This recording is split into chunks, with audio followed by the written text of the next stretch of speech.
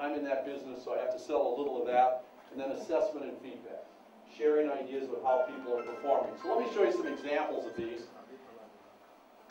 Consider the individual. What's the fit between the needs of the business, the demands of the business, and what the family needs? Should family members have senior roles in the business? Sam Walton at Walmart made a great decision when his company hit $5 billion in sales. Daughter, and he said to his wife, you guys can own it, you can govern it, but don't try to be the CEO unless you're convinced you're the best CEO in the whole world in a retail company. So his son is chairman. His wife is a board member. His daughter is a board member. But they leave the flying of the Walmart airplane to the best pilots they can find. And that's my metaphor. Think about a 747. Your family owns it. You get in the airplane, you get ready to fly. Do you want your 19-year-old son to fly that thing? Not likely. Unless he spends a lot of hours training, you want the best pilot you can get. Once you're in the air and you're on your way to Los Angeles and your flight plan is all scheduled, you want to just decide you're going to go to Australia instead? No. You got to have the controllers. You got to have the navigators, and that's the board of directors. So the family becomes the owners. They're the passengers, and they get to set the course. The board makes sure we stay on course. And the pilots is the management team. They fly the plane. And that's the metaphor for what we need to think about in terms of the needs of the people. If we're going to let our son or daughter fly the plane, we've got to make sure they're the best pilot we can get. Personal motivation, do they want it? And that's another thing in family businesses. And I work with kids from all over the world, and I see too often kids pushed into a family business and they don't want to be there. And it's a great opportunity, it's a great option, but it should be their choice. And then the last one is self-awareness. How do we help our kids develop a better understanding of who they are? And I'll show you some more ideas on that as we go through this.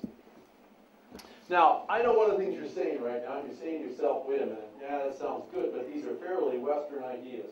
Well, they are Western ideas in one sense, but they're really not. They're global ideas. They're the ideas of the 21st century. And I work with families on a way most professors don't, because I'm also a family therapist. And so I work and coach a lot of kids. We have 83 countries. And I have plenty of kids from the Middle East and plenty of kids from China. In fact, many more from more traditional societies than I do from the Western countries, who are really struggling with how do I meet my aspirations to what I can do in this world, and how do I meet my parents and my families. And that's what I say when I talk a little bit about helping our kids. It's a balancing act to try to help both of these things happen.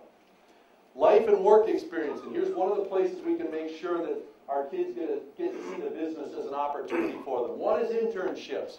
Two is outside work experience. Let them work someplace else so they can learn and make mistakes. The best thing you can do is make a mistake when it's not your parents' money. Okay? I work for one of the largest family businesses in America, Target. Big chain of stores, Dayton family. I was the electronics buyer. I had my own electronics company later. You know, one winter, one Christmas, Panasonic came out with a new waterproof radio. It was a radio that floated. It was absolutely the most beautiful radio I'd ever seen. So I bought 20,000 of these radios. I stacked the warehouse. I was ready to sell more radios of this kind than ever been sold before. I lived in a place where everybody has a boat. Minnesota's got 10,000 lakes. Lake Superior, the largest freshwater lake, is sitting there. Everybody's on the water all summer because all winter the snow is up to your waist, and winter in Minnesota runs from October until July. So that July, August is huge for boating. Everybody I thought would need a waterproof, beautiful radio. I ordered 20,000, I sell 200. Now that was a pretty big mistake, but it wasn't my father's money. See? It was the corporation's money. The truth is I made Panasonic take the radios back because they said I'll never be able to buy anything if you don't, and so they did take them back. But the point is you want your kids to have some experiences away from the family. Learn new things. Come back credible. Also, see you differently. One of my MBA students was in a family business course in the United States, and he went to class, and then the class requirement was you had to bring your parent.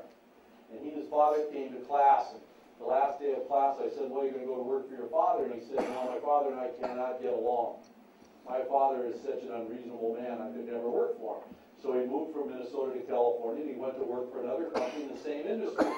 About 5 years later, he called me back. And he said, Professor, he said, I'm back, and I'm going to go to work for my father.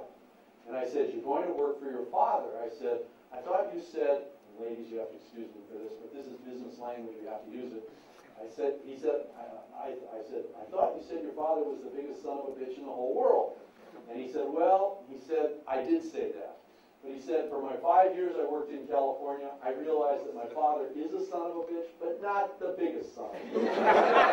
Okay? So that perspective on your parents and on your relationship, adult to adult, really helps if you're outside.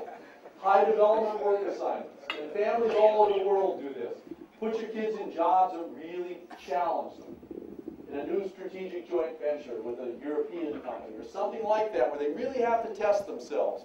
Tough bosses, P&L responsibility, and governance or community service.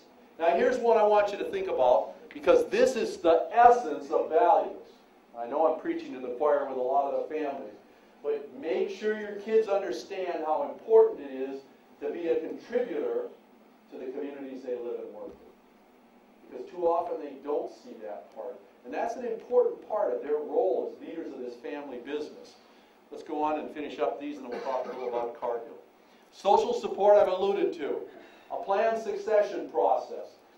Mr. Canu talked about it. A third of the companies have it, 2/3 don't. Our goal should be what Jack Welch had at General Electric.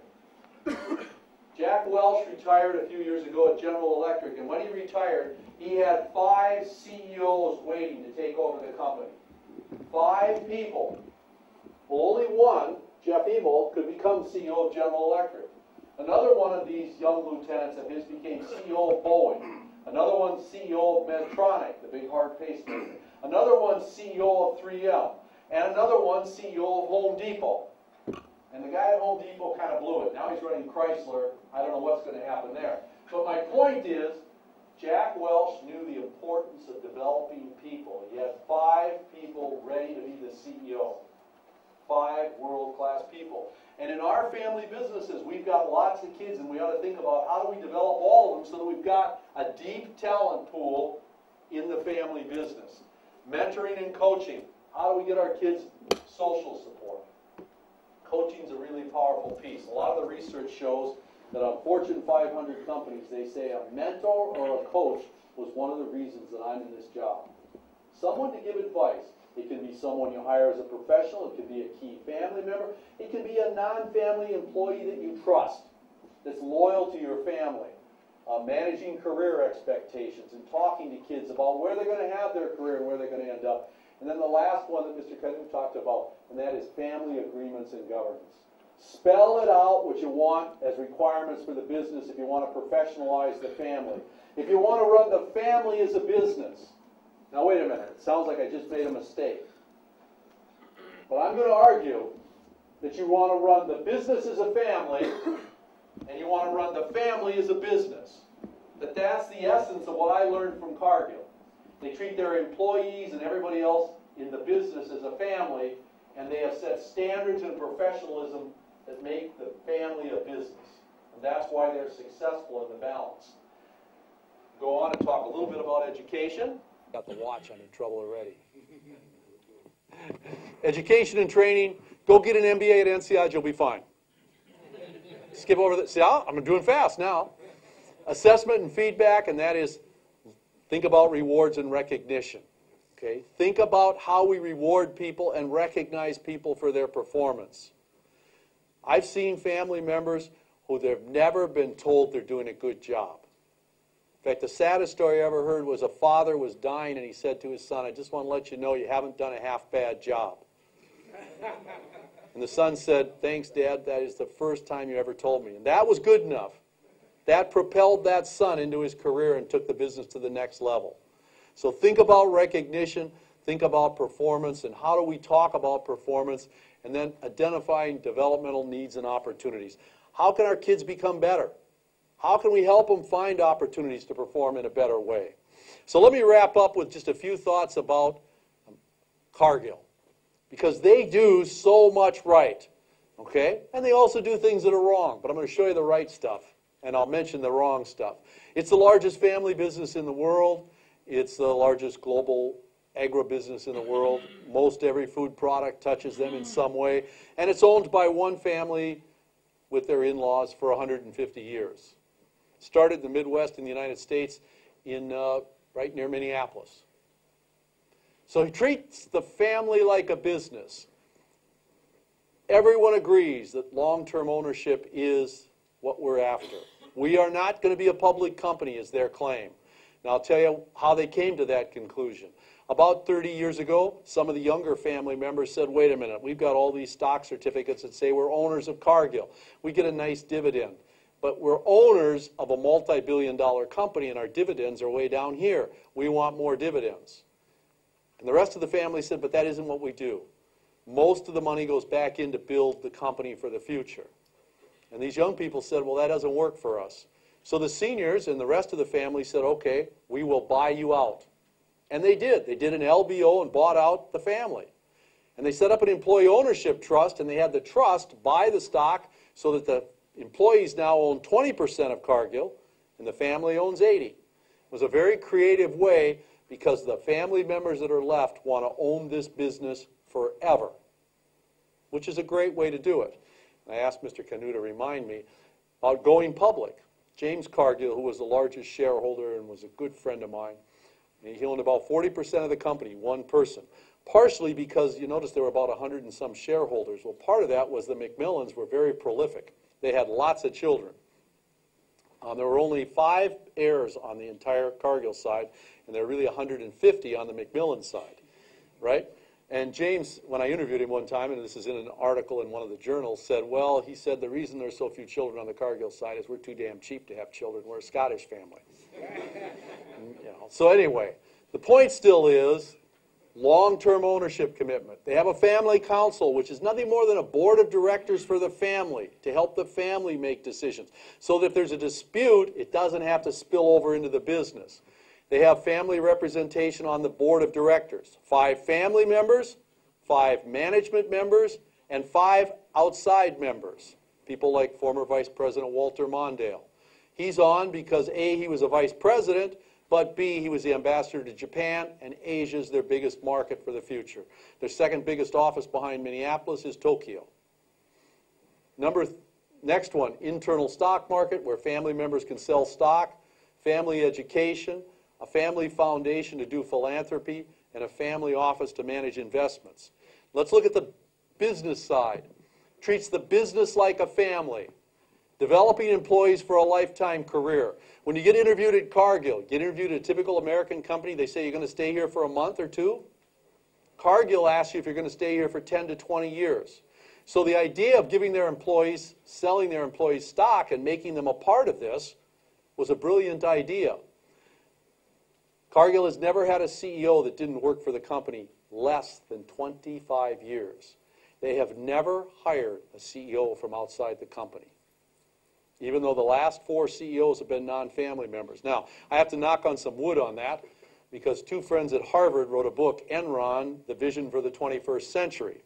So anytime I make a statement like that, tomorrow the headline will read, Cargill announces GE vice president to become new CEO, and then I'll look stupid. But so far, they've always gone inside. Strong culture based on family values. About caring for people, I'm going to end with that so I won't waste time. A global business network, non-qualified family executives, innovation and risk, family liquidity, effective governance, and employee commitment. All of these things are great. All of them treat the business like a family, and they make everyone in the business feel a part of it. Here's one of the things they do, though, that's even more important, and that is they put a sense of fairness into how to do things. They communicate, allowing every family member a voice, a chance to talk about important issues. They make clear information. They make sure every family member knows exactly what's happening in the business. They're consistent on applying the agreements. One cousin has to have a bachelor's degree to go to work at Cargill. So does another cousin. You can't sneak in because your father's the CEO.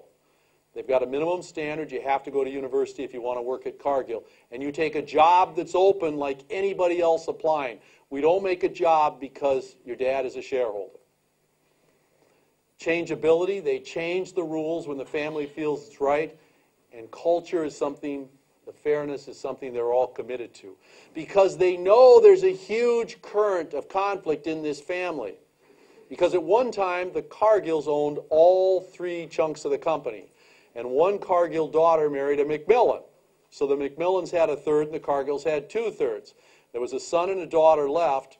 And somehow, in the estate transfer, the daughter here gave her stock to the McMillan family, and you ended up with 1/3 Cargill, 2/3 McMillan. That was 100 years ago. There's no one alive. A professor at Dartmouth wrote a book. It's 1,400 pages. He forgets to answer one question. How did that ever happen? Because he couldn't find it out. But so this family is fundamentally at conflict, and yet they work together. So here's a little reason why. Oops, last thing. This is Mr. Canu's slide. Family agreements. What fair process is, if you want to make it work, is to have some family agreements where you talk about job description and roles, policies for employment, defining ownership rights. You agree as a family what we're going to do.